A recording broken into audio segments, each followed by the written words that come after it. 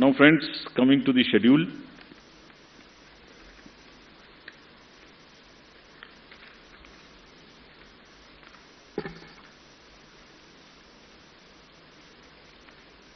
The date of issue of notification would be for the first phase 5th of November and for the second phase 10th of November.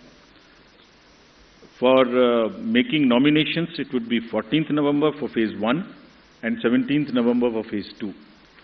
Date of for scrutiny of nominations would be November 15th and 18th respectively. Withdrawal would be November 17th and 21, and date of poll would be 1st and 5th, with the date of counting to coincide with Himachal Pradesh on 8th of December. And the entire process would be completed on 10th of December. So this is what is the schedule. And lastly, as we always say, media is the biggest ally of the Election Commission. तो आपके माध्यम से मैं सभी voters से ये appeal करना चाहता हूँ कि वो इस चुनाव में बढ़ चढ़ के हिस्सा लें, निष्पक्ष तरीके से लें। अगर कहीं कोई उनकी समझ से इरेगुलर एक्टिविटी या पार्शियल एक्टिविटी है तो उसको सी विजिल के माध्यम से जरूर हमें खबर करें, and we will ensure that they get the answers in 100 minutes. Thank you very much. एक मिनट, हम क्वेश्चंस लेंगे। आप प्लीज पूछने के पहले अपना नाम और ऑर्गेनाइजेशन का नाम बोलें। मैं फर्स्ट रो से लेती हूँ क्वेश्चंस। पहले आपने प्रदीप। सर, ये मैं प्रदीप हूँ, टोटल टीवी न्यूज से। मैं जानना चाह रहा हूँ सर, जो अनाउंस हुआ है गुजरात का चुनाव और जिस तरीके से सवाल उठे थे कि देरी हुई है, हिमाचल का जब चुनाव अनाउंस आपने किया था, इन बीच कई सवाल उठाए गए, देरी को लेकर सवाल उठाए गए, तो क्या इन आरोपों का आप जवाब देंगे? वन और टू मोर। मोहित आशीष, आप अपना सवाल। सर, मोहित दुबे, न्यूज नेशन से हूँ। सर, लगातार निष्पक्षता को लेकर आप लोग बात करते रहे कि हम फ्री एंड फेयर चुनाव हम लोग करवा रहे हैं। सवाल कांग्रेस ने उठाया है, आपके ऊपर निशाना साधा और कहा है कि आप स्वायत्त संस्था हैं, निष्पक्ष संस्था हैं, लेकिन इमोजी 3 बंदरों की लगा दी है। क्या आपकी प्रतिक्रिया होगी कांग्रेस के लिए? कोई और सवाल इसी से? सर, यही सवाल था मेरा कि सर इधर आशीष हूँ एबीपी न्यूज से, जो मोहित ने सवाल किया फ्रंट रो पे। सर, आपके ऐलान के साथ ही प्रिंसिपल ऑपोजिशन ने ही जब ये सवाल खड़ा कर दिया है कि आप निष्पक्ष चुनाव इन अदर वर्ड्स नहीं करा रहे हैं, इस पर आपका रिस्पॉन्स जरूर जानना चाहेंगे।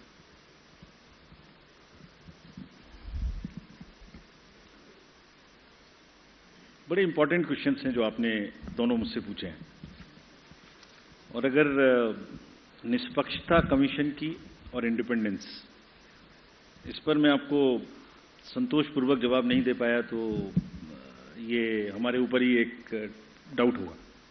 तो इससे पहले आपके प्रश्न पे आऊं मैं।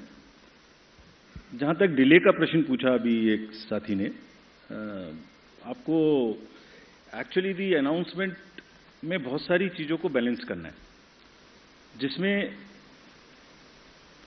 there is a tradition of counting it together, there is weather, there is a difference between the date of last term of the assembly, the number of days on which MCC would be introduced. So there are a large number of factors. So there are certain factors which let me tell you in case, this particular case.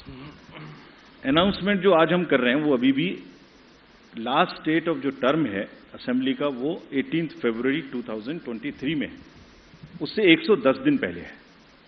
Still, it is quite in advance. There is still time. But then it gets constrained by or limited by, or we have to factor in the elections in the other state.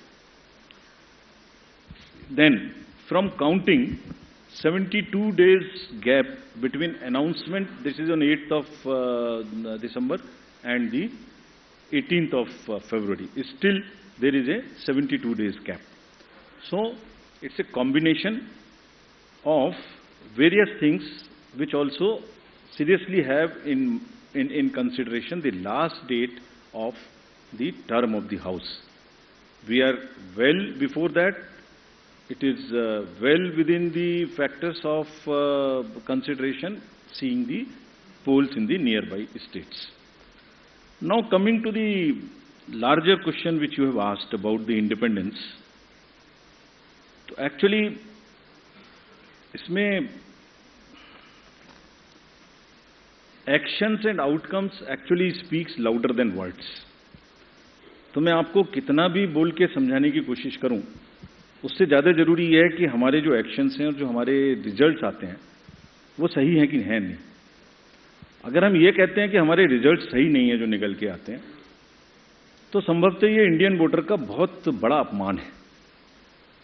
Elections after elections since the country has got independent, large number 14-15 large number of assembly elections, results have shown that at times those who are critical of the commission have got surprising results.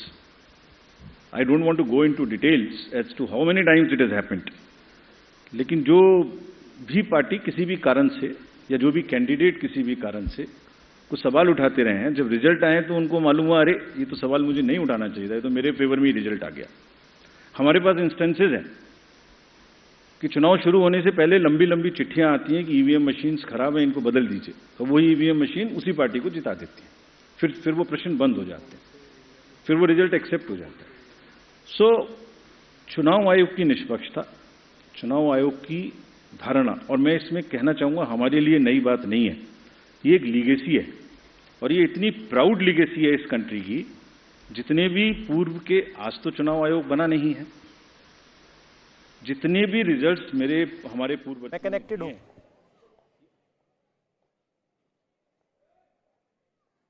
पहले चरण का और 5 दिसंबर को दूसरे चरण का और 8 दिसंबर को नतीजे आएंगे। अब हम चलते हैं पवन नारा के पास। पवन, ओवर टू यू। तो इस वक्त गुजरात के चुनाव की तारीखों का ऐलान हो चुका है। 1 दिसंबर और 5 दिसंबर को वोटिंग होगी और 8 दिसंबर को हिमाचल के 7 नतीजे आएंगे। तो ये पूरे तरीके से अब स्पष्ट हो गया है कि 2 चरण में चुनाव होगा और चुनाव आयोग ने इस चुनाव के लिए बड़े स्तर पर तैयारियां की हैं, चाहे वो किसी एक वोटर के लिए पोलिंग बूथ बनाना हो या फिर आइलैंड पर जाकर 85 वोट के लिए पूरे इंतजामात करने हो।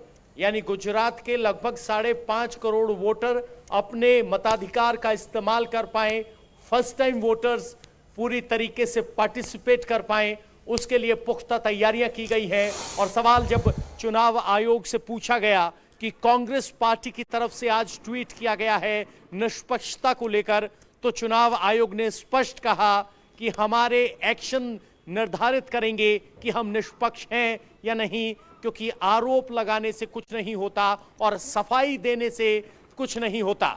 उन्होंने कहा कि किस तरीके से बार बार ईवीएम पर भी सवाल उठे हैं, लेकिन जब नतीजे किसी राजनीतिक पार्टी के पक्ष में आते हैं तो वो सवाल शांत हो जाते हैं, जब उनके खिलाफ आते हैं तो बार बार सवाल उठते हैं।